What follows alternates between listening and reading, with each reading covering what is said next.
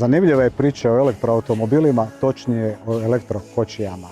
Istina Bog, stara je, ne toliko stara kao što je dvorac iza mene, ali ima tome gotovo već 200 godina. Prije 184 godine Škotlanđanin Robert Anderson izmislio je elektrokočiju. Prvi je ugradio elektromotor u kočiju i de facto mislio je da je promijenio svijet. Od tada pa do danas osnovni problem elektroautomobila, elektrokočija bila je autonomija i baterije. Maleni domet bio im je veliki hendikep. A najveći hendikep dogodio se kada je naš Anton Lucić, Hvaranin, u Americi krampom lupio po teksaškim poljima i nafta je šiknula. Nafta je osvojila od tada svijet i elektroautomobili su s vremena na vrijeme se pojavljivali. Vjerovali ili ne, ali 1899. godine u Sjedinjenim Američkim Državama proizvedeno je 1683 elektrokočija. Čak 150 više nego onih koje je pokretala para i čak 1000 više nego onih koje su pokretala fosilna goriva. Najveći problem električnih automobila nekada, a i danas, bila je autonomija. Ovdje pored nas su dva upravo takva primjera. Jedan je Mitsubishi i-MiEV, drugi je Renault Zoe. Ispočetka su imali relativno jednaku autonomiju, relativno su se jednako brzo punili, međutim Renault je odlučio krenuti drugim smjerom. Odlučio je bateriju od 20 kWh podignuti na 40 kWh. Mitsubishijeva baterija i dalje je ostala ona od 18 kW. To je s jedne strane veliki hendikep, ali s druge strane to je velika prednost. Ovaj automobil, japanski, on se 4 kW energije na ovoj tu punionici kWh uspije napuniti za svega sat i pol vremena. Upola manje, svega 2 kW smo uspjeli napuniti Renault Zoe. Dakle, jako puno mu vremena treba na sporim punionicama. Prednost Mitsubishija je izuzetna brza pokretljivost, vrlo brzo punjenje na srednjim punionicama, jednako tako brzo punjenje i na kućnoj mreži, jer dovoljno mu je samo 3,7 kW po satu da se puni. Njega, ako nemate trofaznu struju Renaulta Zoea, uopće ne možete puniti na kućnoj mreži. To su automobili već u rangu onih automobila koji su long lauf. Zbog 40 kW baterije Renault Zoe trenutno raspolaže s autonomijom iznad 300 km. Mi smo se iznimno pažljivo vozili na ovome testu i vozili smo se od Ljubljane do Zagreba i sad od Zagreba prema Ljubljani prešli smo više od 320 km sa 40 kW kojeg smo na brzoj punionici napunili za 40 minuta, ali na ovako iza mene trebalo bi nam i više od 8 sati.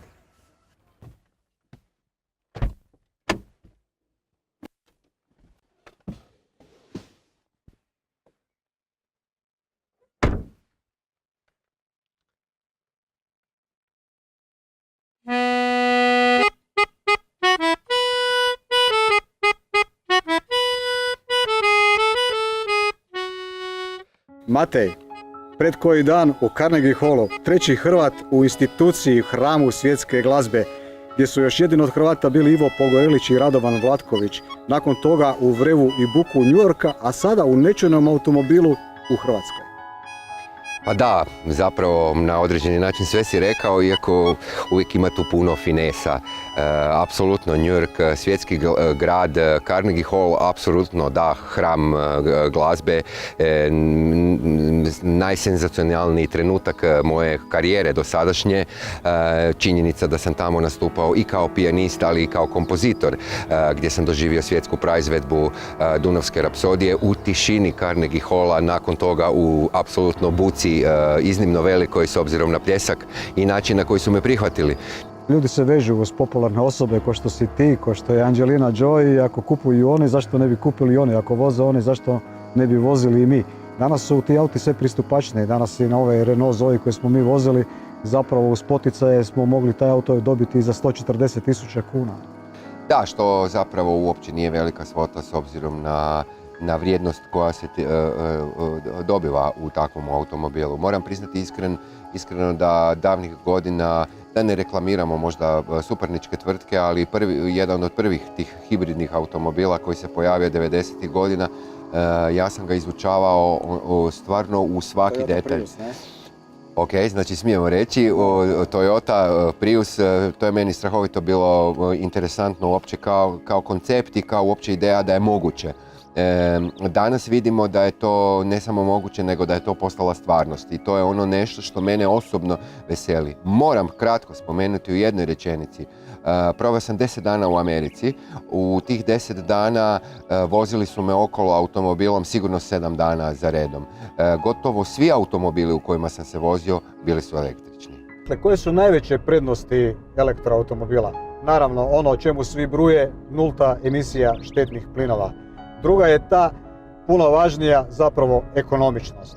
I 10 puta cijena prevaljenog kilometra je niža nego sa dizelskim i fosilnim gorivima. Osim toga, elektromotor je apsolutno nečujan dok stoji. Sad kad se vozimo, čujemo otpor zraka na karoseriju, čujemo rotiranja guma, ali to je daleko niže od onoga što proizvode klasični automobili. Ovaj auto kojeg trenutno sada vozimo iza sebe već ima prevaljeni 40.000 km, a da smo ga točili u kućnoj mreži potrošili bi svega ne više od 3200 kuna.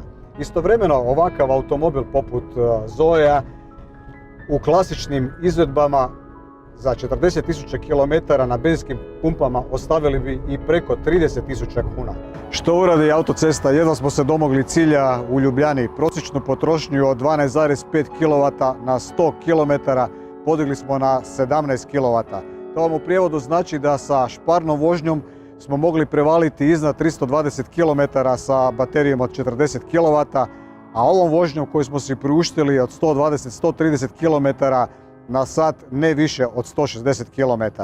Ovaj auto vraća vam onom mjerom kako ga vi pazite ili mazite.